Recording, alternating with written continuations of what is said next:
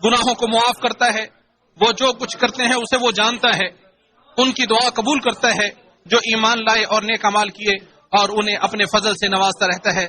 مسلمانوں، سارے اوقات ہی عبادت کے موسم ہیں، اگرچہ فضل اور اعمال کے اعتبار سے ان میں تفاوت اور فرق ہے۔ ساری عمر ہی عمل اور اطاعت کا وقت ہے۔ ہر شخص صبح بیدار ہوتا ہے تو اپنے آپ کو بیچ دیتا ہے، پھر وہ اسے آزاد کرتا ہے یا ہلاک کر دیتا ہے، اور ہر کسی کے لیے وہی کام آسان ہوتا ہے جس کے لیے وہ پیدا کیا گیا ہے۔ لہٰذا اپنے آپ کو اطاعت کا خوگر بنا لو۔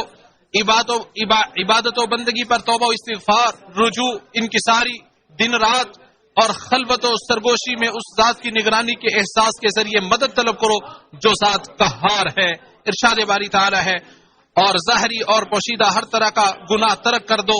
جو لوگ گناہ کرتے ہیں وہ ان قریب اپنے کیے کی سزا پائیں گے۔ اللہ کے بندو، بے شک سب سے بڑی قربت، سب سے افضل عبادت اور واجب ترین اطاعت فرائض اور واجبات کی تکمیل ہے، اور سب سے بڑے فرائض ارکان اسلام ہیں، اور بنیادی احکامات میں نماز، زکوٰۃ، حج اور روزے شامل ہیں۔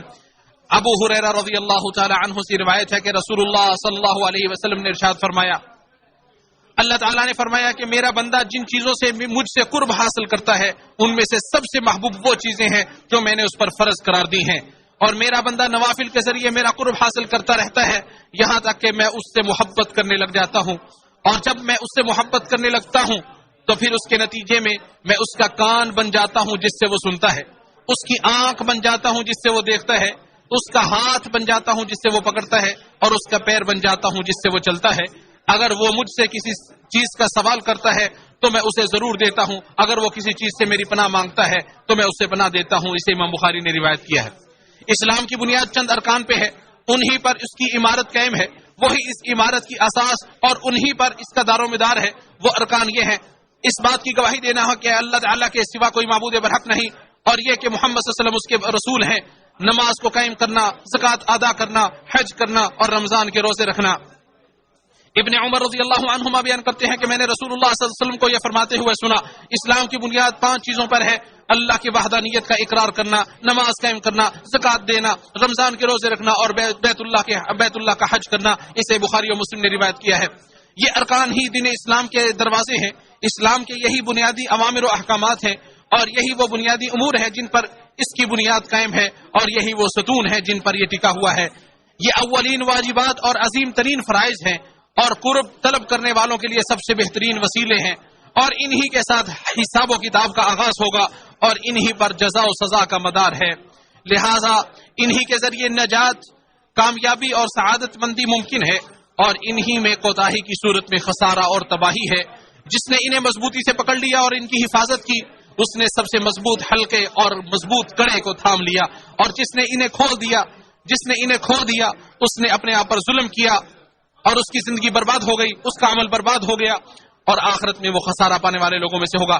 طلحہ بن عبید اللہ رضی اللہ تعالی عنہ سے روایت ہے، وہ کہتے ہیں کہ نجد کا ایک شخص نبی کریم صلی اللہ علیہ وسلم کی خدمت میں آیا جس کے بال بکھرے ہوئے تھے۔ ہم اس کی آواز کی بن بناہٹ سن رہے تھے لیکن سمجھ نہیں پا رہے تھے کہ وہ کیا کہہ رہا ہے، یہاں تک کہ وہ نزدیک آ پہنچا، تب معلوم ہوا کہ وہ اسلام کے بارے میں پوچھ رہا ہے۔ نبی کریم صلی اللہ علیہ وسلم نے فرمایا، دن رات میں 5 نمازیں پڑھی جائیں۔ اس نے کہا کہ ان کے سوا کوئی اور بھی نماز مجھ پر فرض ہے؟ آپ نے فرمایا نہیں، مگر یہ کہ تو نفل پڑھے۔ پھر نبی صلی اللہ علیہ وسلم نے فرمایا، اور رمضان کے روزے رکھنا۔ تو اس نے کہا، اس کے علاوہ کوئی اور روزہ بھی مجھ پر فرض ہے؟ آپ نے فرمایا نہیں، مگر یہ کہ تو نفلی روزے رکھے۔ طلحہ رضی اللہ تعالیٰ عنہ بیان فرماتے ہیں کہ پھر نبی صلی اللہ علیہ وسلم نے اس سے زکوٰۃ کے بارے میں بیان فرمایا۔ وہ کہنے لگا، اور کوئی صدقہ بھی مجھ پر فرض ہے کہ نہیں؟ آپ نے فرمایا نہیں، مگر یہ کہ تو نفلی صدقہ دے۔ راوی کہتے ہیں وہ شخص پیٹھ موڑ کر یہ کہتے ہوئے چل پڑا، قسم ہے اللہ کی، میں نہ اس سے بڑھاؤں گا نہ گھٹاؤں گا۔ نبی کریم صلی اللہ علیہ وسلم نے فرمایا، اگر یہ سچا ہے تو اپنی مراد کو پہنچ گیا۔ اسے بخاری اور مسلم نے روایت کیا ہے۔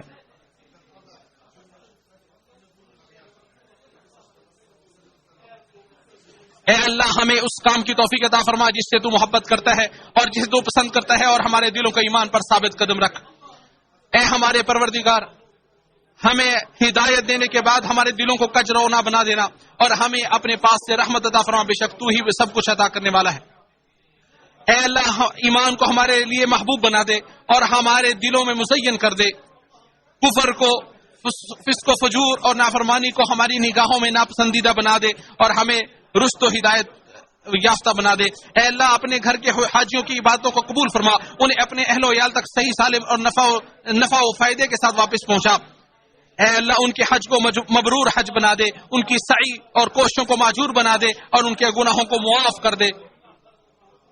اے اللہ تو ضیوف الرحمان کی خدمت اور مناسک و مشاعر پر مامور افراد کو توفیق عطا فرما۔ اے اللہ ان کے لیے ان کا اجر لکھ دے، ان کے درجات بلند فرما اور ان کی کوششوں میں برکتیں نازل فرما۔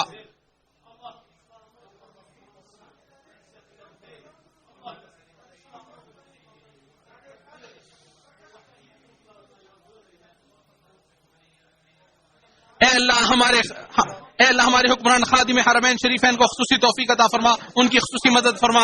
اے اللہ تو ان کے ذریعے تیرے دین کو غلبہ، اپنے دین کو غلبہ عطا فرما۔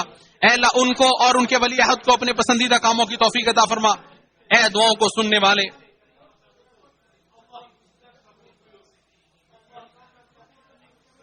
اے اللہ حجاج کرام کی خدمت کرنے والے اور ان کے لیے انتظامات کرنے والوں کو برکت نازل فرما۔ اے اللہ اسلام اور مسلمانوں کی مدد فرما اور اہل توحید کی مدد فرما۔ اللہ ہمارے ان علاقوں میں اللہ امن و امان پیدا فرما۔ اے اللہ ہمارے نیک اعمال قبول فرما، بے شک تو سننے والا جاننے والا ہے، اور ہماری توبہ قبول فرما، بے شک تو بہت توبہ قبول کرنے والا اور رحم کرنے والا ہے۔ اے اللہ ہمیں دنیا میں بھلائی عطا فرما اور آخرت میں بھلائی عطا فرما، اور ہمیں دوزخ کے عذاب سے بچا۔ اے اللہ نبی کریم صلی اللہ علیہ وسلم پر درود و سلام نازل فرما اور ان کی آل پر اور تمام کے تمام ان کے پیروکاروں پر۔